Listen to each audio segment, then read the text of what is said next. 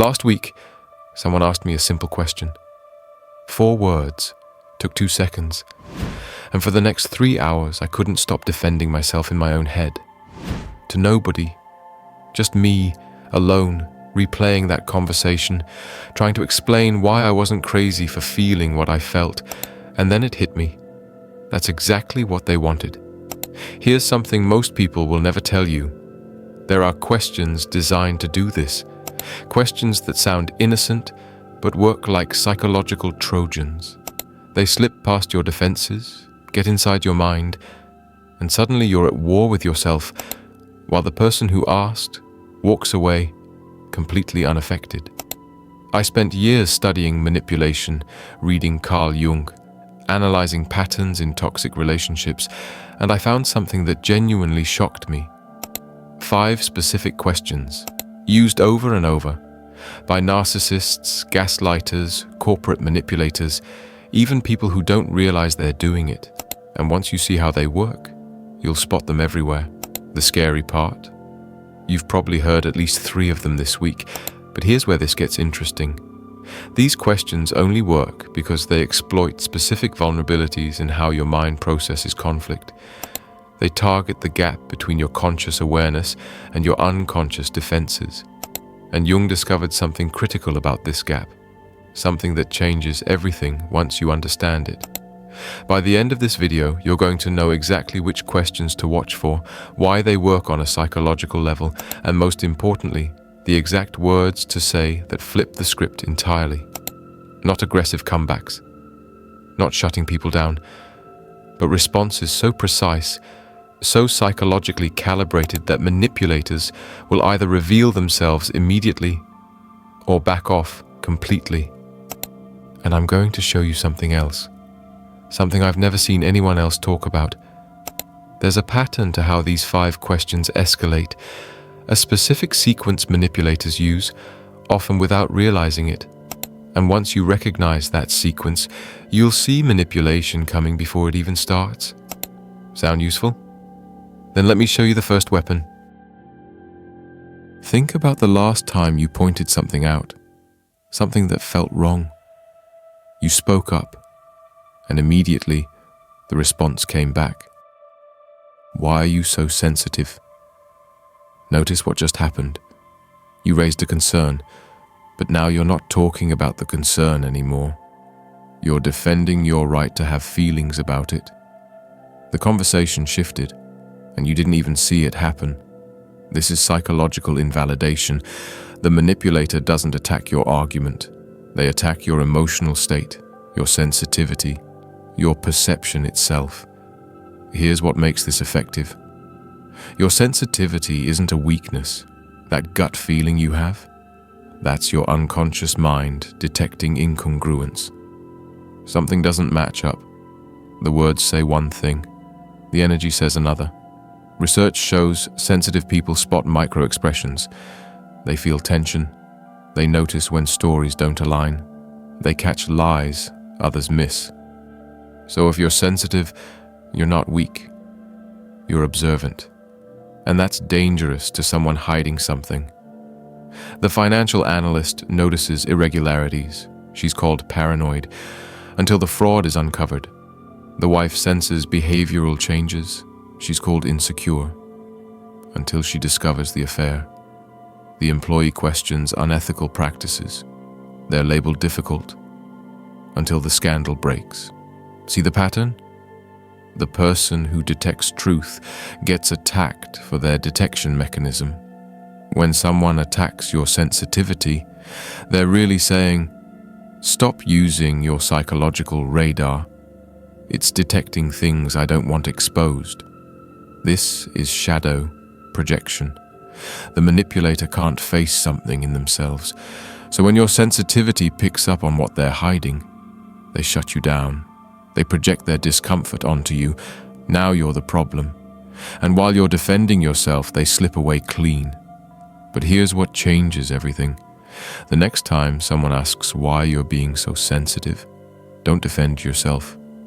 Don't explain. Look them in the eyes and say this: I'm not being sensitive. I'm being perceptive. Does that make you uncomfortable? Watch what happens. They'll get angry, revealing their true nature. Or they'll deflect to another topic, confirming your suspicion. Or they'll become overly nice, damage control. All three responses tell you the same thing. Your perception was accurate, and it threatened them. Your sensitivity is a gift. Guard it, trust it.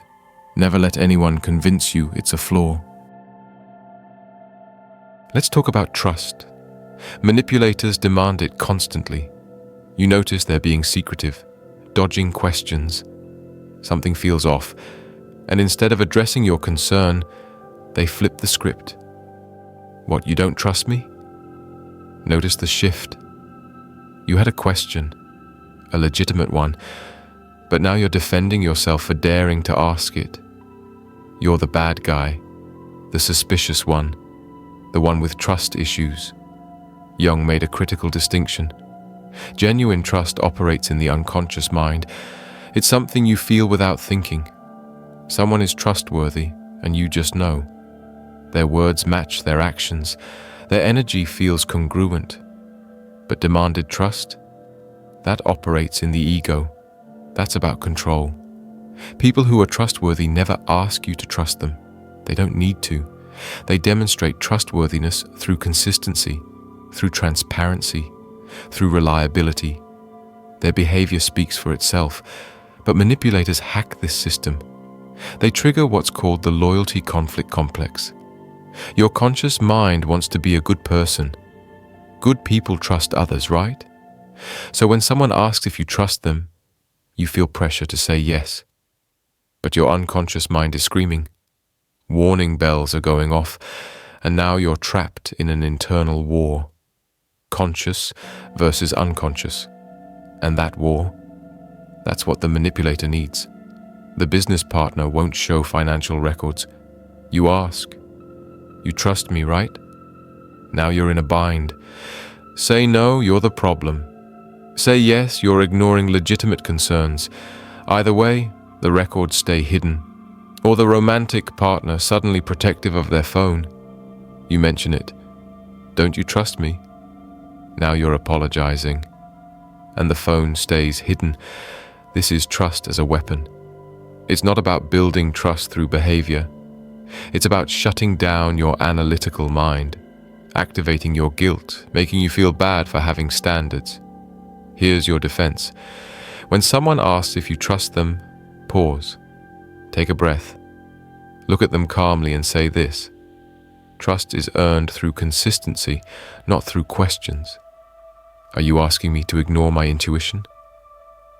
A trustworthy person will respect this boundary. They'll understand. They'll continue proving themselves through actions. But a manipulator? They'll get defensive. They'll change the subject. They'll make you feel guilty. And that response confirms what you already knew. Your intuition was right. Your intuition is your compass. When it's pointing at something, pay attention. You notice something, financial discrepancies, change behavior, inconsistent stories. So you ask a question, a simple, reasonable question, and before you can even finish, they snap. Wait, are you accusing me of something? And just like that, everything's reversed. You came with a question. Now you're on trial. You're the one who needs to explain yourself. You're the aggressor, and they're the victim. This is the reversal technique. When you notice suspicious behavior and bring it up, the manipulator projects their guilt onto you. They take that guilt, that defensiveness they're feeling, and they make you carry it. Then they attack you for carrying it. This triggers responsibility reversal. Instead of them explaining their suspicious behavior, you're explaining your right to notice it. The investigator becomes the investigated. You notice financial discrepancies at work.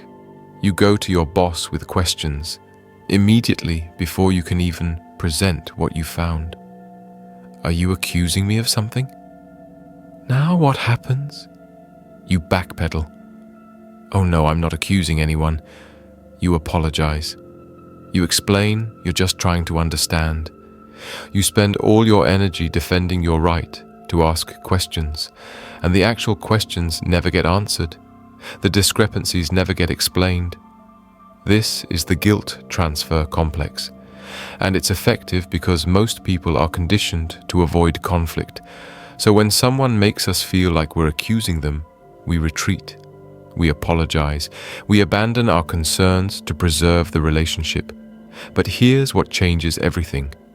The manipulator expects you to panic, to rush in with explanations. They never expect composed confidence. So here's the counterattack. When someone snaps, "Are you accusing me of something?" Don't rush to respond. Hold eye contact. Let the silence sit, 2 to 3 seconds. Then calmly respond with 3 words. Should I be? Those 3 words contain immense power. Innocent people don't fear questions, they welcome them. They say, "What do you mean?" or "Let me explain." They offer clarity. But guilty people? They attack the question itself. They attack your right to ask. Your composed response forces them to confront their own shadow. You're not carrying their guilt anymore. You're standing in your observation, calm, clear, centered. And that snap reaction, that immediate defensiveness, tells you everything. Your observation is valid. Don't let anyone make you apologize for seeing clearly.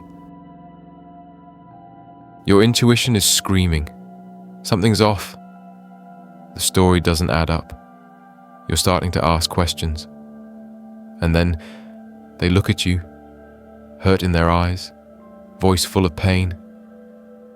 Would I ever lie to you? And suddenly you feel terrible. You feel guilty for doubting them, for questioning them, for not just blindly believing. And that guilt, that's the whole point. This is persona manipulation. Manipulators perform innocence. They perform hurt. They perform victimhood, not because they feel it, but because they know it will make you stop asking questions. This question isn't seeking an answer. It's designed to create emotional debt.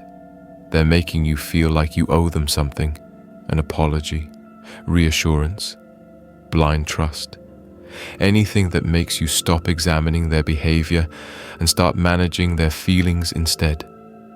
People who are genuinely honest don't need to perform their honesty. It just exists. Their actions create unconscious trust.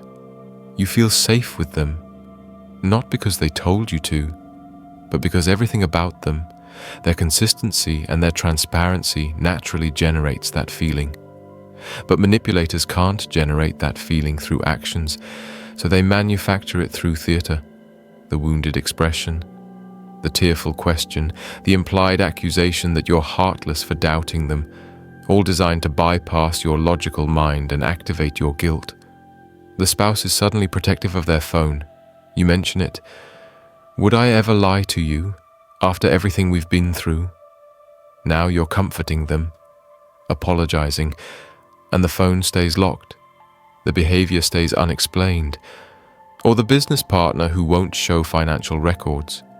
Come on, would I really deceive you? Now you're managing their hurt feelings instead of examining the books. This is performance as manipulation. We're conditioned to respond to emotional distress. When someone seems hurt, we want to fix it. Manipulators exploit that by manufacturing the very distress they know you'll respond to. Here's how you disarm this. When someone asks, "Would I ever lie to you?" don't take the bait. Pause, stay centered, and respond with this. That's not the right question. The question is, would I know if you did? This response flips the entire frame. You're redirecting to the actual issue, because that's what they're avoiding, not whether they're capable of lying, but whether you're capable of detecting it. Liars thrive in emotional fog, in confusion, in guilt, but they wither under the spotlight of conscious awareness. Your response switches on that light, and suddenly the shadows have nowhere to hide. Your awareness is your protection. Don't let anyone make you feel bad for using it. Something happened, something significant. Maybe you caught them in a lie. Maybe they violated a boundary, and you want to talk about it. You need to understand. You need resolution. And they sigh. Can't we just move on? Why do we have to keep talking about this? And now you feel like you're the problem. You're the one dwelling. You're the one who can't let things go. And maybe you should just drop it. Move forward. Stop making such a big deal. This is forced forgetting. And Jung warned about this. He said there is no coming to consciousness without pain. Real resolution requires facing uncomfortable truths. You can't skip the pain and jump straight to peace. But manipulators want exactly that. Skip the accountability, skip the confrontation, jump to your forgiveness. This is the manipulator's nuclear option. The demand that you abandon truth for the illusion of peace. Moving on without understanding is like placing a bandage over an infected wound. It looks better on the surface, but underneath the poison spreads. The resentment builds, the trust erodes. Real healing requires exposure, light, truth. You have to clean the wound before you close it. You have to understand what happened before you move past it. Otherwise, you're not healing. You're just hiding the damage, and hidden damage always resurfaces. The company caught in a scandal. Let's not dwell on the past. Let's focus on the future. Notice what's missing? Accountability, explanation. They want everyone to move on before anyone understands what they're moving on from, or the unfaithful partner who's been exposed. After maybe one conversation, why do we keep talking about it? I apologized. Can't we just move forward? But you can't, because you don't understand. How long? Why? What does it mean? These aren't petty questions. These are essential for healing. These aren't requests for healing. These are demands for erasure, for amnesia. For you to stop seeking truth and start accepting whatever version of reality allows them to be comfortable. There's a pattern. First, they deny there's a problem. When that doesn't work, they minimize it. When you persist, they blame you for creating it. Finally, they exhaust you into abandoning the search for truth. It's effective because we get tired. We get exhausted from conflict. We want peace. And manipulators exploit that desire. They bet on you choosing the illusion of peace over the discomfort of truth. Here's your response. When someone says, "Can't we just move on?" Take a breath, ground yourself, and respond with clarity. I'll move on when I understand what happened, not before. This tells them your peace is built on clarity, not confusion, that you cannot be rushed, that you cannot be pressured into abandoning truth. A person who genuinely wants resolution will respect this. They'll engage, they'll provide clarity, but a manipulator will resist. They'll get frustrated, they'll accuse you of living in the past. And that resistance tells you everything. Now you know the 5 weapons. But knowing them isn't enough. You need to understand why they work and how to become immune. Manipulators have one fatal weakness. They need your emotional reaction to survive. Take that away, and their entire system collapses. Here's what most people don't realize. Manipulators don't attack your true self. They attack your psychological weak spots. Every person has cognitive strengths and corresponding weaknesses. If you're analytical, you struggle with emotional nuance. If you're empathetic, you struggle with objective boundaries. Manipulators identify your weak spot and strike there. The analytical person gets overwhelmed with emotional appeals, made to feel cold, heartless. The empathetic person gets drowned in logic, made to feel irrational, too emotional. This is inferior function exploitation. When your weak spot gets hit, you lose access to your strengths. You're operating from your weakest position while the manipulator controls the terrain. But when you understand this mechanism, you can protect against it. You can recognize when someone is targeting your vulnerability. And instead of collapsing, you pause, breathe, reconnect with your strength, respond from your center. Jung discovered something else crucial. Manipulators use projective identification. They don't just see their flaws in you. They force you to embody those flaws. They project their guilt, their shame, their anxiety onto you, and through subtle pressure, they make you carry it. You start acting out their shadow, carrying their burdens, and you don't even realize it until you're exhausted. You're carrying their psychological content, not your own. The antidote is boundary. Jung called it developing the ego-self axis, a strong connection between your conscious awareness and your authentic core. When that connection is strong, projections bounce off. You remain yourself. Before you react to any manipulative tactic, stop. Ask yourself one question. Is this reaction coming from my authentic self or from a complex they're trying to activate? That question is everything. Because manipulators activate complexes, old wounds, insecurities, your need to be liked, your fear of abandonment, your guilt about not being good enough. They press those buttons and watch you react. But when you see the buttons being pressed, you have a choice. You can choose not to react. You can respond from your centered self instead. And that choice breaks their power completely. Jung said individuation is becoming psychologically whole, and manipulation is the interruption of that process. The manipulator needs you fragmented, doubting yourself, dependent on external validation. Because a whole person cannot be controlled. Your freedom isn't just about avoiding manipulators. It's about becoming someone who cannot be manipulated. Someone so integrated, so self-aware, so psychologically sovereign that external manipulation becomes impossible. Here's something that might surprise you. Every encounter with manipulation is actually an opportunity. Jung called this shadow work, becoming stronger by understanding darkness. Every manipulator who tries to control you is showing you exactly where you need stronger boundaries. Every lie they tell helps you develop better truth detection. Every game they play teaches you to recognize the next one faster. When someone successfully manipulates you, it's because they found a vulnerability, a wound. And while the manipulation itself is harmful, the exposure of that vulnerability is valuable. Now you know where to work. Now you know what to strengthen. Jung understood that we don't become enlightened by imagining figures of light. We become enlightened by making the darkness conscious, by understanding it, by integrating it. The person who repeatedly falls for guilt trips has unresolved guilt. The person who keeps trusting proven liars is avoiding difficult truths. The person who accepts poor treatment doesn't believe they deserve better. The manipulation is painful, but it's revealing something that needs healing. This doesn't excuse the manipulator's behavior, not at all.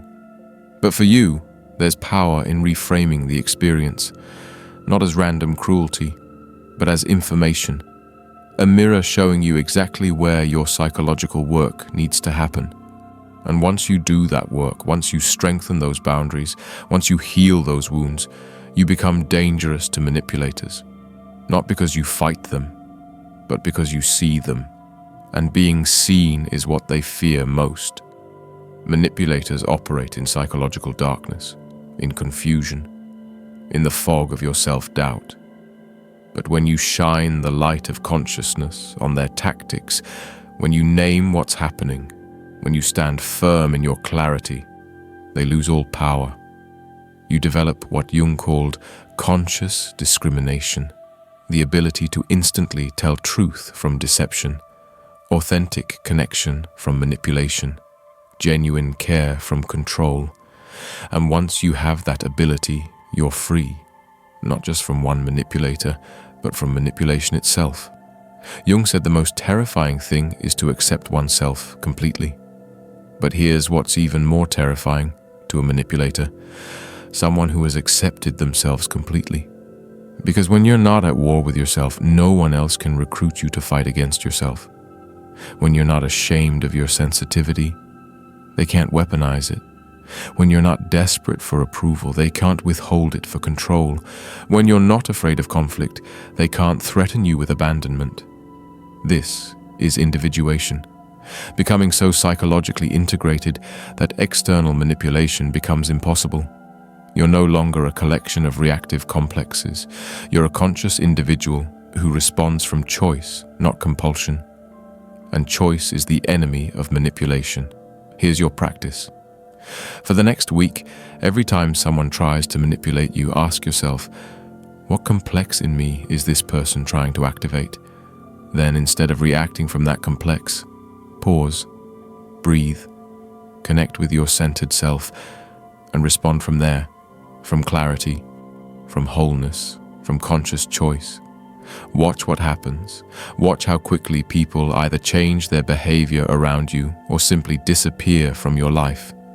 Because manipulative people can sense psychological sovereignty, and they know they can't operate around it. Jung said your task is not to seek for love, but to find all the barriers within yourself that you have built against it. The manipulators were building barriers between you and truth, between you and authentic connection, between you and yourself. But now you can see those barriers. Now you can remove them. Now you can step into the relationships that were always waiting on the other side. The genuine ones, the honest ones, where you don't have to perform, where you don't have to defend your reality, where you can simply be seen, known, accepted. Your consciousness doesn't just protect you, it creates space for genuine connection. Because authentic people are attracted to authenticity. And when you stand in your truth, when you hold your boundaries, when you trust your perception, you send a signal that draws the right people in and repels the wrong ones. This is your freedom, not the absence of challenge, but consciousness in the presence of challenge. You're awake now. You see the patterns, you understand the games, and you know you have a choice.